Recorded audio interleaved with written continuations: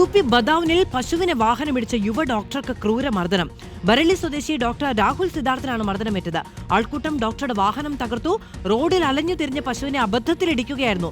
ഗോശാലയിലേക്ക് കൊണ്ടുപോയ പശു പിന്നീട് ചത്തു. ഡോക്ടറെ മർദ്ദിച്ച 4 പേരെ പോലീസ് അറസ്റ്റ് ചെയ്തിട്ടുണ്ട്.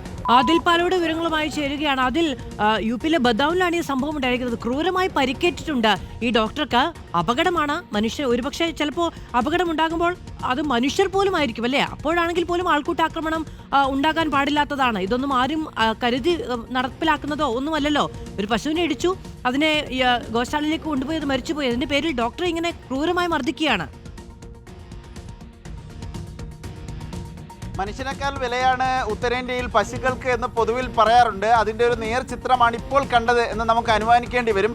മാത്രമല്ല, ദില്ലിയിലും മറ്റും വരുന്നവർക്കറിയാം, റോഡിലൊക്കെ അലഞ്ഞു തിരിഞ്ഞ് നടക്കുകയാണ് പശുക്കളെ പലരും ഭക്ഷണങ്ങൾ കൊടുത്ത് സ്വീകരിക്കുകയും ചെയ്യുന്നുണ്ട്. അങ്ങനെ അലഞ്ഞു തിരിഞ്ഞൊരു പശുവാണ് UPയിലെ ബദൌനിൽ ഈ പ്രശ്നങ്ങൾക്ക് കാരണമായത്. ഡോക്ടർ, അവിടുത്തെ മെഡിക്കൽ ഇൻചാർജാണ് സർക്കാർ ആശുപത്രിയിലെ, ഈ രാഹുൽ സിദ്ധാർത്ഥ് എന്നാണ്. ബറേലി സ്വദേശിയാണ്. 36 വയസ്സ് മാത്രമാണ് പ്രായം. 40 വയസ്സിൽ താഴെയാണ് പ്രായം. ഈ ഡോക്ടർ വാഹനം ഓടിച്ചു പോവുകയായിരുന്നു. ഒരു SUV വാഹനം ഓടിച്ചു പോകുന്നു. ഈ അബദ്ധത്തിൽ ഈ പശുവിനെ ഇടിക്കുകയായിരുന്നു. പശുവിനെ ഇടിച്ചു, പശു താഴെ വീണു. അപ്പോഴേക്ക് ആളുകൾ കൂട്ടമായി എത്തി ഡോക്ടർക്ക് നേരെ തിരിഞ്ഞു. ഡോക്ടറെ ക്രൂരമായി മർദ്ദിക്കുന്ന ദൃശ്യങ്ങൾ നമുക്ക് കാണാൻ കഴിയുന്നുണ്ട്. പിന്നാലെ കല്ലുകൾ ഉപയോഗിച്ചും മരക്കമ്പുകൾ ഉപയോഗിച്ചും ഈ ഡോക്ടർ ഉപയോഗിച്ചിരുന്ന കൊണ്ടുവന്ന വാഹനം പൂർണ്ണമായി തകർത്തത് മറിച്ചിടുകയും ചെയ്തു.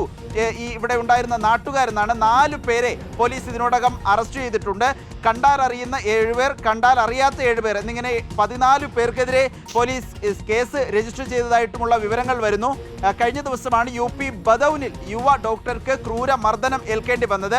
പിന്നീട് പശുവിനെ ഗോശാലയിലേക്ക് കൊണ്ടുപോയി ചികിത്സ നൽകിയെങ്കിലും ചത്തു എന്നാണ് ലഭിക്കുന്ന വിവരം. മാധു. യെസ്, ആദിൽ പാലോടാണ് വിവരങ്ങൾ നൽകുന്നത്. ആ ദൃശ്യങ്ങളിൽ നിന്ന് നമുക്ക് തന്നെ കാണാൻ കഴിയും എത്ര ക്രൂരമായിട്ടാണ് വിചാരണ ചെയ്യുന്നതും മർദ്ദിക്കുന്നതും എന്ന്.